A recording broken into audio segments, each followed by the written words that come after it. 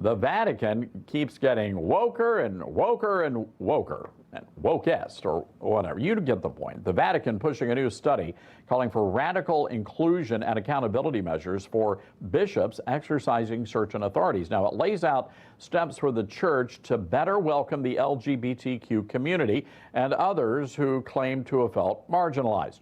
It also used LGBTQ language instead of prior church language, and that language said persons with homosexual tendencies. Now, here to react to all of this, former Arkansas Governor Mike Huckabee. Governor, welcome. What's going on here with the Catholics? They're taking a left turn, it looks like. At least the Pope is. I think ever since Pope Francis has been driving the Pope-mobile, that's definitely been leaning to the left. He's driving from that side of the car. This is somewhat surprising in a way that the rest of the Catholic Church might embrace it, but I don't think that's going to be the case. I think that a lot of traditional Catholics have embraced biblical theology when it comes to things like the sanctity of life and human sexuality, and it's really hard to somehow reconcile that the Catholic Church continues to say that the priest and nuns should be celibate, but if you're LGBTQIA, I guess it's okay to practice a level of sexuality that is outside the biblical norms. And I just think a lot of people are going to have a hard time. And Todd, let me just be real quick and say, look, I understand inclusion and acceptance of people. That's something we all believe in as Christ followers. But it doesn't mean that you accept lifestyles and that you accept versions and models of sexuality that are clearly against what the Scripture teaches in terms of what male and female is supposed to mean. And it's not just the Catholics, Governor. We have another story that dropped today about Promise Keepers, which is a national men's ministry organization. They do the big stadium events. But we understand they were scheduled to do an event. They had a contract to be at Belmont University, which used to be affiliated with the Baptist, and now they consider themselves to be Christ-centered. But the group disinvited Promise Keepers, and they said it had to do with their stance on gender and marriage. Promise Keepers says they endorse the biblical position on that issue and also the issue of God created male and female. I want to get your take. Are you surprised that a former Baptist university would do something like this? I would have been 10 years ago. I'm not anymore. It's a very sad day for Belmont and the people who have given money over the decades to make it a very, very successful and a prestigious school.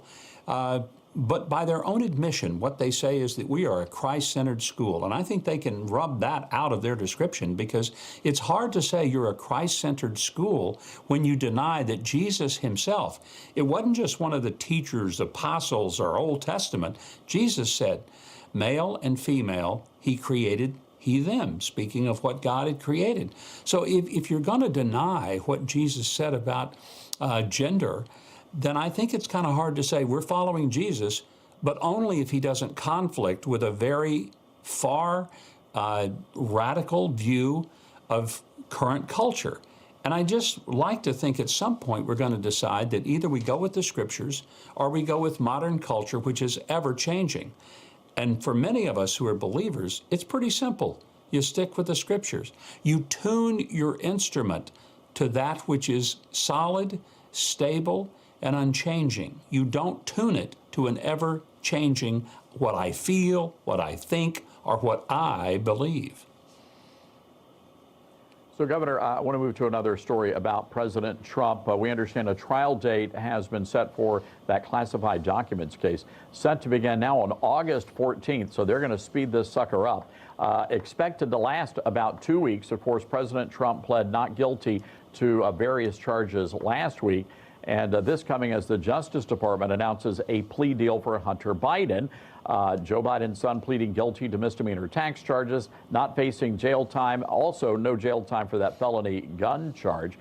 Is it a coincidence all of these things are coming down at the same time?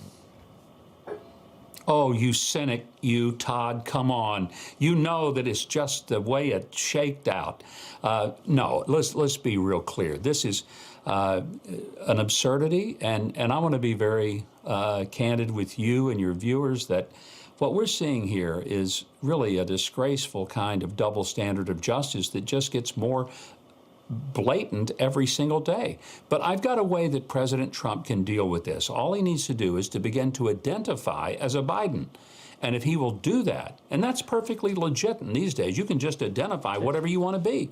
And everybody has to respect and call you by your pronouns. So Donald Trump needs to identify as a Biden. He's off the hook. He can take all the money he wants from the communist Chinese or from Ukraine in business deals. Go for it. You know, Mr. Trump, this is the way that you move forward, and nobody can lay a glove on you. Yeah, I don't mind identifying a lot of stuff, Governor. I'm not quite sure I'd want to identify as that. Real quick before we let you go, Bud Light.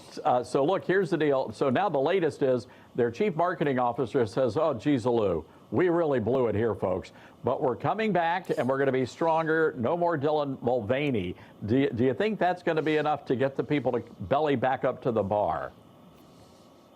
I doubt it. I really think that they were so disgustingly insulting toward their core base. You know, when the marketing person first came out and said, we're trying to expand beyond this fratty concept of our customers. And I'm thinking, you just insulted the only people that are buying your stuff. Now, let me tell you, Todd, since this all started, I have not had one single Bud Light, and I don't plan to have any. Now, to be fair, I've never tasted beer, so I wasn't a Bud Light customer before, but I sure wouldn't be now if I were a beer drinker. There you go. You should try Abita Springs root beer, Governor. Very good. Very delicious. Governor, thank you. That I would do. All right.